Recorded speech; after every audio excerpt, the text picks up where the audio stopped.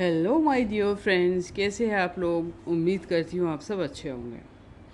Nothing owns you from the book think like a monk, train your mind for peace and purpose every day, written by Jay Shetty.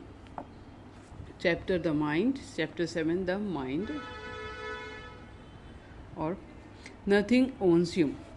When we talk to ourselves as we would to our loved one, just as when we observe the argument between the child mind and the adult mind, we are creating a distance between ourselves and our own minds in order to see more clearly. We have discussed this approach before. Instead of reacting emotionally, monks gain perspective by stepping out of a situation to become objective observers. In chapter 3, we talked about stepping away from fear and we gave this action a name detachment. The crane stands still in water, ignoring the small fish as they pass by. Her stillness allows her to catch the bigger fish. Detachment is a form of self control that has infinite benefits across every form of self awareness that I talk about in this book, but its origin is always in the mind. The Gita defines detachment as doing the right thing for its own sake because it needs to be done without worrying about success or failure. That sounds simple enough, but think about what it takes to do the right thing for its own sake. It means detaching from your selfish interest, from being right, from being seen in the certain way, from what you want right now. Detaching means escaping the hold of the senses of earthly desires of the material world. You have the perspective of an objective observer. Only by detaching can we truly gain control of the mind. I am remixed some Zen stories, introducing new characters so that they are more relatable. One of them is about a monk who arrives at the entrance to a place. She is known holy woman, so she is brought to the king. So who asks the monk what she wants? I would like to sleep in this hotel for the night, says the monk. The king is rather taken aback at his unexpected lack of respect. This is not a hotel. This is my palace, he says haughtily. The monks ask, who owned this place before you? The king folds his arm across his chest. My father, I am heir to the throne, he declares. Is he here now? He is not, he is dead. What is the meaning of this? And before your father, who was the owner? His father, the king, shouts. The monk nods. Ah, she says. So people who come to the place will stay here for a while and then continue the journey. Sounds like a hotel to me. This story gives a window into the illusion of permanence with which we all live. A more recent window is tidying up with Marie Kondo, the show where Kondo helps people declutter their lives, and at the end, over and over again, you will see people weeping with relief and joy at having purged so much. That's because they have just dramatically decreased the number of things they are attached to. Attachment brings pain. If you think something is yours or you think you are something, then it hurts to have it taken away from you. A quote from Ali, cousin and son in law of the Prophet Muhammad, best explains the monk idea of detachment. Detachment is not what you own, nothing, but that nothing should own you. I love how this summarizes detachments in a way that it's not usually explained. Usually, people see detachment as being removed from everything, not caring. Marie Kondo isn't telling people to stop caring, she is telling them to look for joy. Actually, the greatest detachment is being close to everything and not letting it consume and own you. That's real strength. Like most monk endeavors, detachment is not a destination one. Arise at arrives at, but a process one must constantly, consciously undertake. It's hard enough to detach in an ashram where monks own almost nothing but our ideas and identities. In the modern world, we can strive for detachment, particularly when we face a challenge like an argument or a decision and hope to achieve it fleetingly. Don't try this at home. Monks go to extremes to achieve detachment. I don't expect you to do this, but after we look at how it works, we all talk about more practical. even fun. Ways to experiment with detachment and the benefit it yields. Experiments in discomfort like fasting, silence, meditating in heat or cold, and others we have discussed. Detach you from the body because they make you realize how much of the discomfort is in the mind. Another way we monks tested our detachment was to travel with nothing. No food, no shelter, no money. We had to fend for ourselves and recognize that we needed very little to get by. It also made us more grateful for all that we had. All of these exercises helped us push ourselves to the limit, mentally and physically, to build resolve, resilience, grit, to strengthen our ability to control our minds. The first time I did a full day fast, consuming no food no or water, I spent the first few hours feeling desperately hungry. We weren't supposed to take naps while we are fasting. The point was to have the experience, not to avoid it with sleep. I had to use my intellect to soothe myself. I had to become absorbed in something higher to let go of these hungry thoughts. As the day went on, I realized that because my body didn't need to think about what to eat, to prepare for a meal, to consume, or to digest, I actually had more of a different sort of energy. When we fast, we detach from the body and all the time we spend attending to its demands. When we remove eating, we can let go of hunger and satiety, pain and pleasure, failure and success. We redirect our energy and attention to focus on the mind. In future fasts, I got in the habit of using that energy to study, research, make notes, or prepare a talk. Fasting became a creative time free of distractions. At the end of the fast, I felt physically tired but mentally stronger in functioning without something my body relied on. I had broken a limit that existed in my mind. I gained flexibility and adaptability and resourcefulness. That experience with fasting bled into the rest of my life. Fasting is a physical challenge driven by the intellect. Being silent for long periods of time brought up completely different issues. Who was I when I detached from other people? I am on day 9 of 30 days of silence and I think I am losing my mind. Before this, I have definitely never kept my mouth shut for an entire day, much less a whole month. Now, along with the group of monks who joined the ashram at the same time as I did, I have gone for more than a week without speaking, watching, hearing, or communicating with in any other way. I am a talker. I love sharing and hearing others' experiences. In the silence, my mind is going wild. In quick succession, I think of rap lyrics to songs I haven't heard in a while. Everything I have heard, I have to read and learn from monk school. How everyone else is possibly enduring this. A random conversation I once had with an ex-girlfriend. What I would be doing at this very moment if I had taken a job instead of becoming a monk, counting down the days till I can speak again. This is all in 10 minutes. This is all in 10 minutes. In my month long silent retreat, there is no outlet. I have no option not to go inward. I must face my monkey mind and start conversation. I ask myself questions. What do I need to talk? Why can't I just be in my thoughts? What can I find in silence that I can't get anywhere else? When my mind wanders, I return to my questioning. I find initially that the silence and stillness helps me discover new details.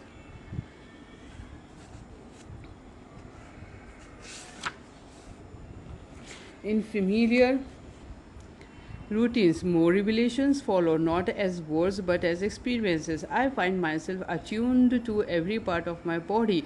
I feel the air against my skin, my breath traveling through my body, my mind empties. Over time, other questions emerge. I want to be part of a conversation. Why? I want to connect with other people. Why? I need friendship to feel whole. Why do I feel that friendship as an immediate need rather than a long term comfort? My ego uses friendship to feel secure in my choices, and then I see the work I need to do on my ego. Often in the emptiness, I repeat to myself, make your mind your friend. And I imagine that my mind and I are at the networking event. It's loud, it's hectic, there's a lot going on, but the only way to build a friendship is to start a conversation. And that's what I do. Fasting and the other austerities that monks practice remind us that we can bear greater hardship than we thought possible, that we can overcome the demands of the senses with self control and resolve. Regardless of their faith, most monks are celibate, eat a highly restricted diet, and live apart from mainstream society. Then there are the extremes. Jain monk Sri Hansratana Vijayji Maharaj Sahab fasted for 423 days with a few breaks. Sokushin Bastu is the name of a Japanese style of self mummification practice where monks will eat a diet of pine needles, tree bark, and raisins, then give up food and water while they continue to chant mantras until eventually their body is petrified. You don't have to take vows to eat pine needles or to explore your limits. Often, all that holds us back from achieving the impossible is the belief that it is possible. From 1850, when the first accurately measured circular running tracks were made, until 1954, the record for running a mile never dropped below 4 minutes.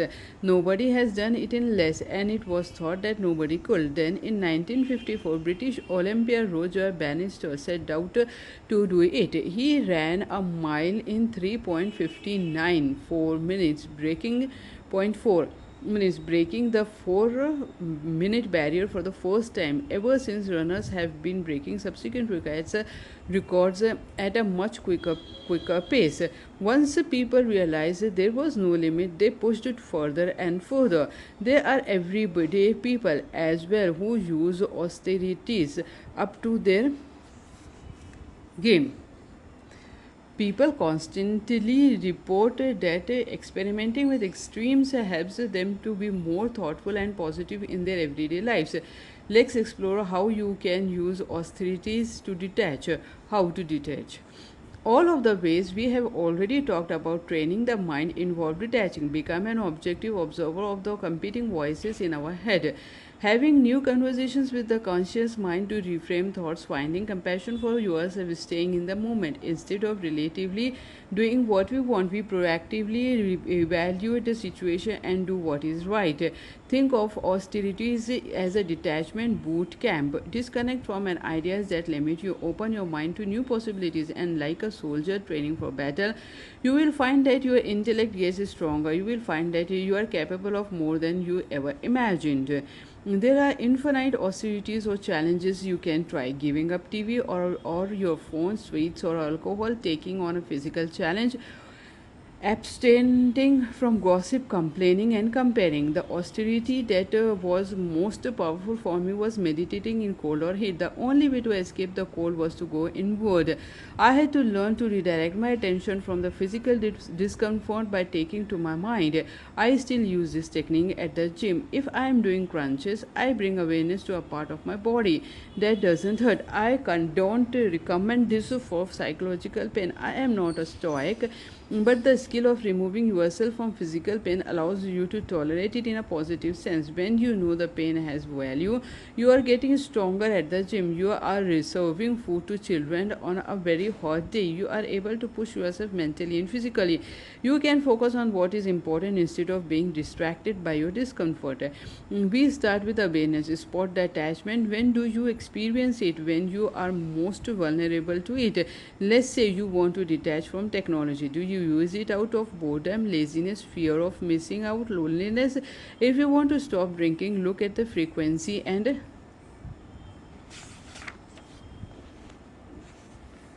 time of day. Are you using it to unwind, to connect, or reward yourself, or to check out?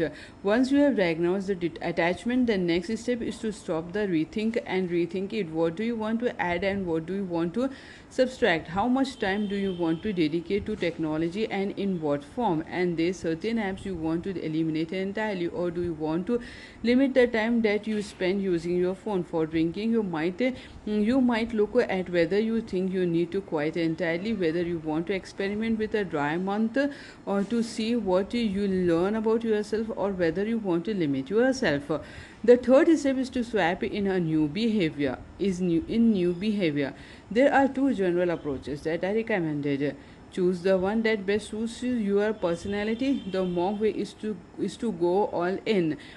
If emotion and extremes work best for you, you might commit to eliminating social media entirely for a week or a month. Or you might, as I mentioned above, go on the vegan for a month. If you work better in slow, gradual iterations, make a small change and build on it. In the case of technology, you will limit the amount of time you allow yourself to be online, or perhaps limit, but don't fully eliminate certain apps. Decide how you want to spend your newfound time. If you want to minimize your YouTube time, look for another way to find that relaxation or decompression. Meditation is my first go to. If you are cutting back on social media, do you want to spend that time interacting with friends in real life rather than online? Perhaps as a project, you could select which of those Instagram photos deserve to be go in an album or on your walls. Use your found time to fulfill the same need or to accomplish the projects and to-dos that always linger on the back burner. At first, when we make a change, the mind may rebel. Look for ways to ease the transition. If I want to eat less sugar, reading studies, linking sugar to cancer strengthens my intellect and motivates me to persist. At the same time, my wife set up what I call the worst snack drawer of all time. There is nothing bad. It is no junk food. My senses don't have access to snacks. I also look for natural habits that curb my desire. I notice that after I go to the gym, I eat less sugar. For me, going to the gym wakes up the chariot, realizing that I turn to sugar to increase my energy and improve my mood. I look for other healthier activities that have a similar effect. Once the initial pangs of desire abate, you will begin to feel the benefits of detachment. You will find new clarity and perspective. You will feel more control over the monkey mind, but you will also stop trying to control that which you can't control. The mind will quiet and you will make decisions without fear, ego, envy, or greed. You will feel confident and free from illusion. Though life remains imperfect, you accept it as it and see a clear path ahead. Mind maintenance.